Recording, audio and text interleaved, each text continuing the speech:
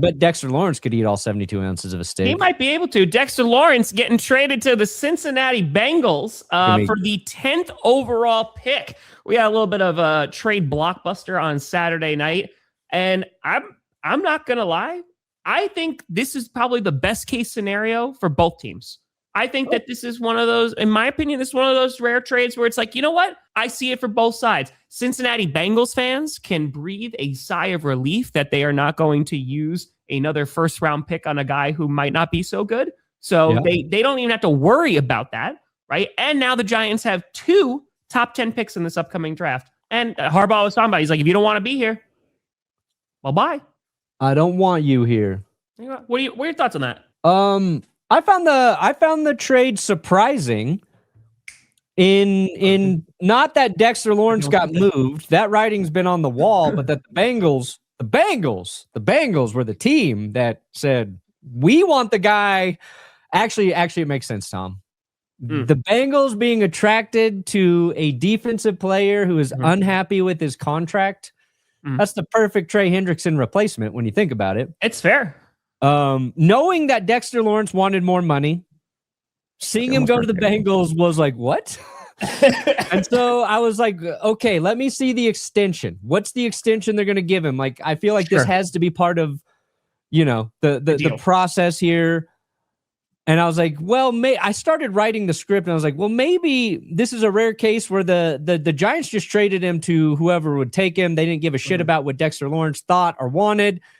That because we see extensions worked out, like when Tyreek Hill went to the Dolphins, right? He immediately got a 4-year, $120 million deal. Like, maybe this is one of those places he's going to go and he's not going to get an extension. Yeah. And then he got it. And then it was the most Bengals extension ever in a 1-year deal. Yeah. Tacked on to his next 2 years at $28 million, which the $28 million was close to the $30 million Dexter Lawrence wanted. But when you average it out over the next 3 years, it's like $23 million per season. So ultimately, I was like, you know what? The Bengals played this pretty well. That's what I'm saying. Played this pretty well, which also surprising. And he seems to be happy in Cincinnati. Surprising. So, yeah. I feel, because I was a little surprised that was it for the extension. I was kind of like, oh, I either thought he was going to get a little bit more money or it was going to be for more. But I think just having him locked for 3 years, that's like the perfect window of like, okay, he's going to generate a bunch of pressure. You got to hope that guys like Shamar Stewart are going to step up. They drafted him first round last year. And if they can get him going, hey, like that defense could be pretty, I'm going to say serviceable, which I think is a massive upgrade from where they were. They didn't finish dead last year. They got a little better as the season went along. But if they can just have a defense that can make some stops, that can kind of get in the way a little bit, and it doesn't force the offense to have to score 40 points, I feel a little bit better about the Cincinnati Bengals. And it's during this window where they're kind of all in, just trying to go and win a Super Bowl.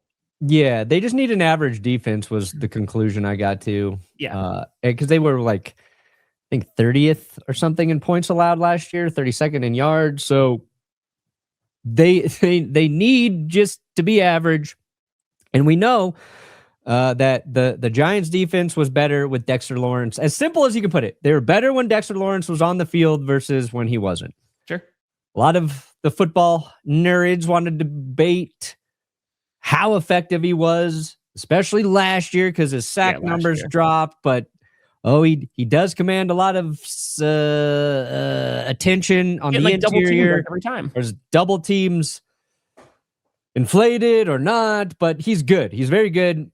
If you don't think he's the best defensive tackle or nose tackle in the league, he's top 3, and I think that's pretty unanimous, even for like your biggest critic of Dexter Lawrence. Sure. And he's now going to be like I think it's around the 10th highest paid interior defensive lineman on a average annual salary, which is very good. That's a good deal. I think so. I really think this is going to look stupid next summer when Dexter Lawrence is holding out. I feel like that's what's inevitable, and I don't want to just crap on the Bengals. I feel like once he looks at all the numbers and the money, he's gonna be like, wait a second. Wait a minute.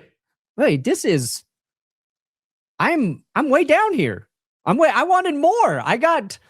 What I don't understand is why the Giants couldn't afford that. I think they could. I think really Dexter just wanted out of New York is what this came down I think to. he wanted a change of scenery. That's everything that I read. It seemed to indicate that. Like, a lot of rumors in there, but yeah. Yeah.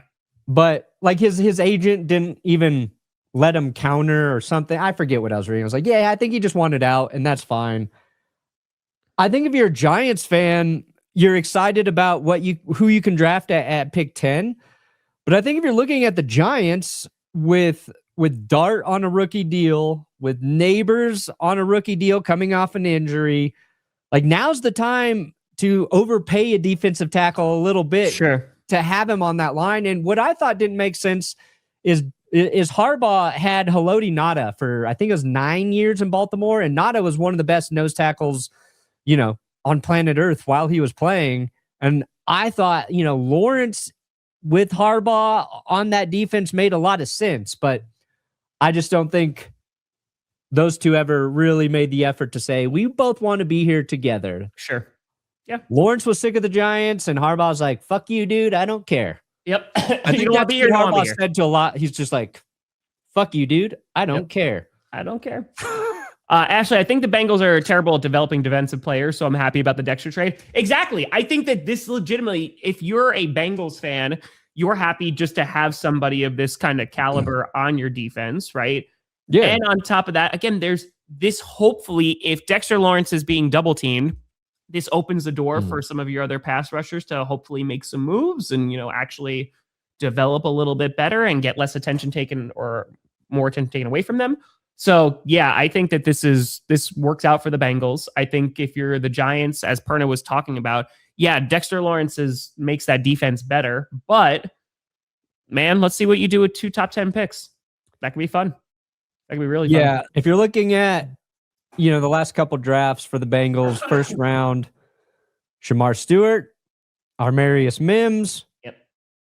Amarius Mims, Miles Murphy.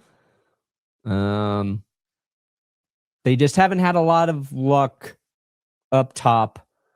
They took Chris Jenkins on the D-line in the second round in 2024. 2022, they had a solid draft there with Dax Hill, Cam Taylor-Britt. But it's also like, I think defensive tackles, it's a tough position to draft and get an immediate impact. Yes. I think if you look at a lot of the most dominant defensive linemen, they take a couple years to develop. And the Broncos have a guy in Zach Allen who the Cardinals let go, right? And he's a defensive end, but he plays on the D-line. And he did not become a monster until he landed in Denver. Mm-hmm. Jeffrey Simmons has been very good pretty quickly for Tennessee. Quinnen Williams, very good. But also I'd say Quinnen took a year or two to really get there. It's hard because you need time. And thank you, Subreddit. At his age, Dexter's, he's at the end of probably the most dominant period, but I think you're going to get a lot of good football. 3 years is like the perfect window. I think it's perfect. Yeah.